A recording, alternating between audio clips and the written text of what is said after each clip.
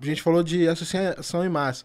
Aí eu te falo do CT, aí eu te falo da estátua do Bob. Foi um boom. A galera pegou o gostinho ali e replicou. Vou te contar um bastidor.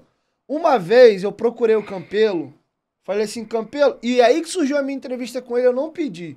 Falei, Campelo, a gente teve, vou te falar que teve um exemplo anterior a isso aí, nem um pouco.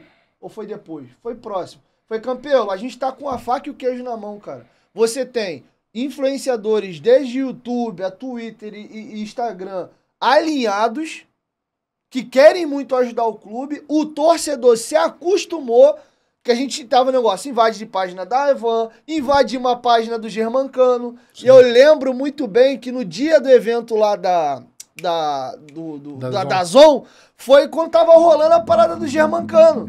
E a galera invadindo, aí veio depois a estátua do Bob, teve a associação em massa, teve mais o que nesse período? Então, só que foi antes. Mas a galera se habituou a fazer isso. É isso aí, a cronologia é associação em massa, CT, e aí veio estátua do Bob. E assim, e tem outras coisas que também que a torcida faz, o que eu falo, cara. Só pra mim não esquecer, a parada do que eu falei pro Campelo foi o seguinte, falei, Campelo, aproveita esse momento que tá acontecendo, por que o clube, e zero política envolvida na situação, faz uma reunião do marketing do Vasco, junto com filtra as páginas que vocês acham que são gente séria, bota pra conversar junto e organiza. Toda vez que o Vasco quiser fazer algo, não precisa partir do institucional do Vasco, combina já com essa galera, a gente vai lá e invade. Exemplo, o Vasco tá afim de formar um patrocínio com fulano. A gente combina entre a gente e ataca todo mundo lá. Isso eu propus ao Campelo. Vamos ver, e passou. Então, aí vem algumas partes de bastidor também. Cara, eu sou extremamente, acho que a galera sabe, eu sou um cara que brinca muito, fala muito lá no Twitter, mas eu sou extremamente low profile para outras coisas. Tu não me vê, você mesmo sabe, tu não me vê no meu Instagram, nas minhas redes, tietando o jogador, fazendo boleiragem, como dizem. Mas essa ideia de, tipo, você ter a organização junto aos perfis e páginas, foi uma coisa que eu também fiz, só que começou a acontecer o seguinte, aí eu volto a 2018 e falo, cara, quando eu chego em 2018, a comunidade digital do Vasco era forte? Era, mas não é tão forte quanto agora. Acho que em geral, todos os clubes teve um boom. Sim, mas a do Vasco eu acho que ainda demorou um pouquinho. Por que que eu falo isso? Porque lá no Premier, a gente, muitas das vezes, precisava de influenciadores vascaínos e os nomes eram sempre os mesmos. Hoje você tem uma variedade muito maior. Tem muito mais gente criando conteúdo. Óbvio, aí a gente pode falar dos fatores que, tudo ficou mais fácil, a forma de você criar conteúdo ficou mais fácil. Mas assim, essa organização rolou. Só que, aí eu vou... A parte polêmica que, no início do trabalho a galera ficou meio em cima do muro comigo em algumas situações. Cara, tem muita gente, eu entendo, hoje, não só mais maduro, mas olhando outras coisas, eu até entendo que tem uma galera que começa um perfil na zoeira, o perfil, a pessoa acaba tendo ideias boas e acaba tendo um olhar maneiro, aquele perfil começa a bombar e ela começa a entrar na vibe da monetização. E aí, onde que é o problemático? A partir do momento que você entra numa vibe de monetização, cara, tem uma porrada de conteúdo que a galera, tipo, recorta vídeo, foto, tudo mais, e tipo, cara, nem crédito dá. Isso era uma problemática ferrada. Então, assim, tiveram alguns episódios de alguns, principalmente no Instagram, e YouTube bem pouco, de uso indevido de conteúdo, cara, a gente avisa a primeira, avisa a segunda, já falou 2 vezes com a pessoa tá cagando porque tu tá falando, e tu tá falando até pro bem. Cara, muitas das vezes eu cheguei para as pessoas que estavam fazendo uso errado e falei, irmão, pode continuar usando, mas dá o crédito. Espera, às vezes, por exemplo, Vasco TV, bastidores, tava bombando muito. Não só bastidores, mas assim, todo o conteúdo que a Vasco TV tem feito, cara, Mário, mandar um abraço pro Mário também, que tipo, cara, é sensacional. Então, às vezes a galera já começa a fatiar o conteúdo, começa a distribuir de uma forma desordenada. Isso, é bom. Tem gente que acha que é legal. Eu conheço alguns, tem algumas pessoas que têm a teoria de tipo assim, cara, quanto mais conteúdo relacionado ao Vasco na rede, melhor. Cara, é uma visão, acho que faz sentido, mas olhando institucionalmente é ruim. Por quê? Porque a galera começa a entrar numa vibe de monetização e aí chega agora 2022, do jeito que a gente tá em algumas situações que a gente vai observando e fala assim, pô, mas não faz sentido, cara. Óbvio, vou entrar num mérito aqui que talvez não precisasse.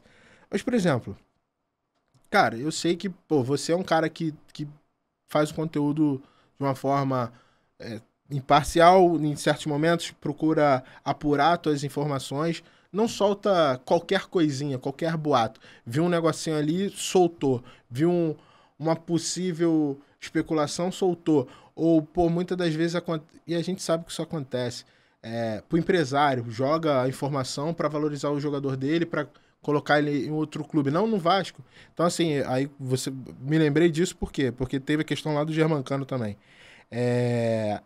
Cara, é muito ruim e começa a se tornar algo nocivo quando entra numa vibe de especulação sem pé nem cabeça. E aí... O Vasco toma uma porrada de tabela depois quando não fecha com o Vasco. Então, não só... Mas eu não acho que... Assim, o Vasco toma porrada de, tipo assim, de uma especulação, a gente nem liga. Nem liga. Honesto, eu que consumo muito, aí a galera internamente, a galera não liga.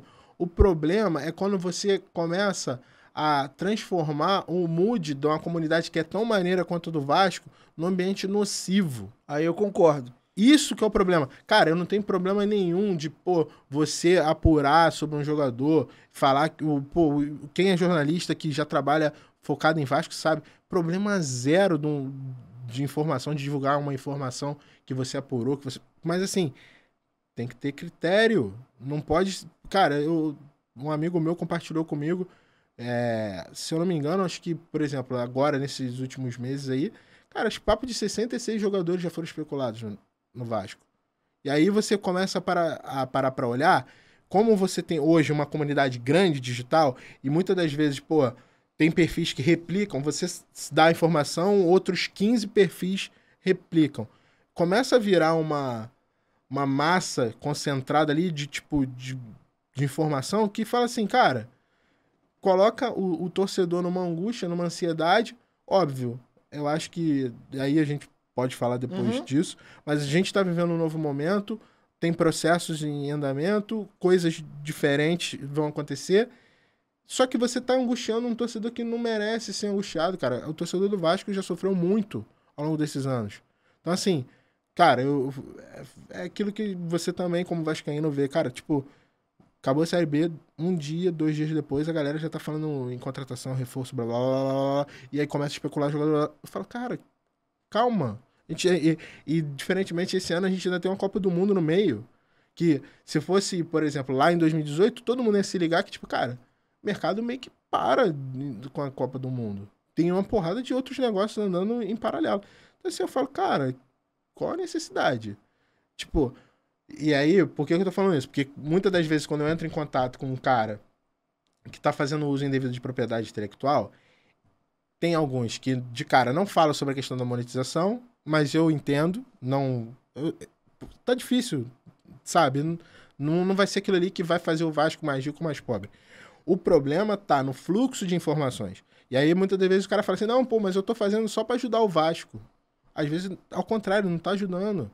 Quando você começa a fazer conteúdos, pô, tirando, sei lá... Cara, tem coisas que chegam a ser bizarras, suposições que... Sentido nenhum. Cara, eu já vi patrocínio trilionário no Vasco no YouTube. Eu não vou citar o nome aqui, que é... cara, e assim... Sabe o que acontece? Eu não entendo, é o cara que clica ainda, cara. E mas depois volta a consumir. Então, mas eu vou te dizer, cara, ao longo do tempo, eu procuro muito estudar também a questão do comportamento. Por isso, quando eu falei que eu saí do esporte interativo e fui trabalhar com Web Analytics, a minha construção de hipóteses de comportamento era a parada que eu mandava muito bem, eu estava acertando e eu queria entender.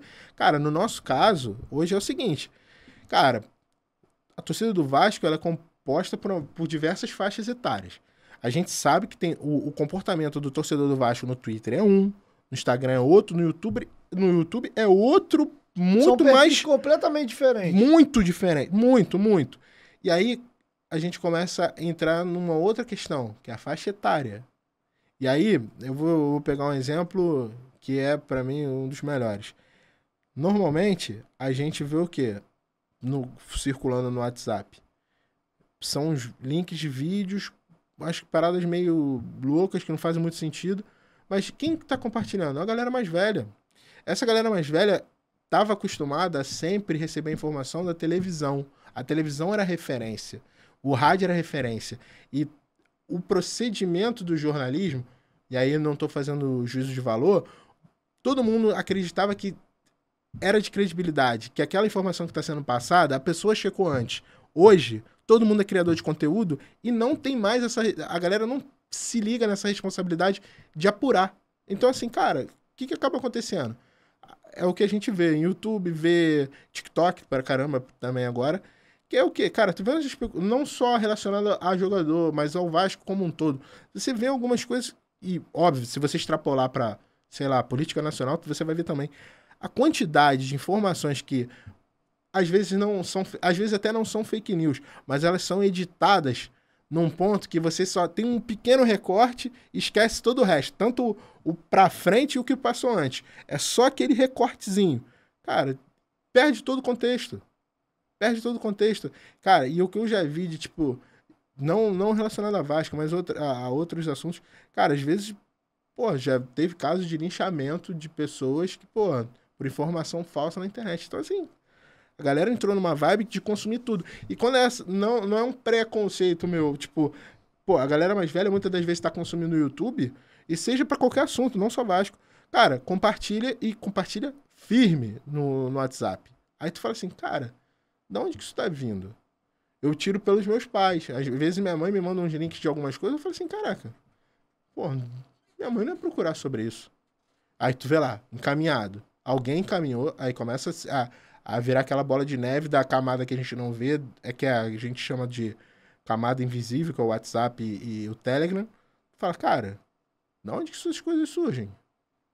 Você não entende, sabe? Mas alguém pensou naquele conteúdo, recortou aquilo ali pra distribuir. Alguma premissa o cara tinha, algum objetivo ele tinha.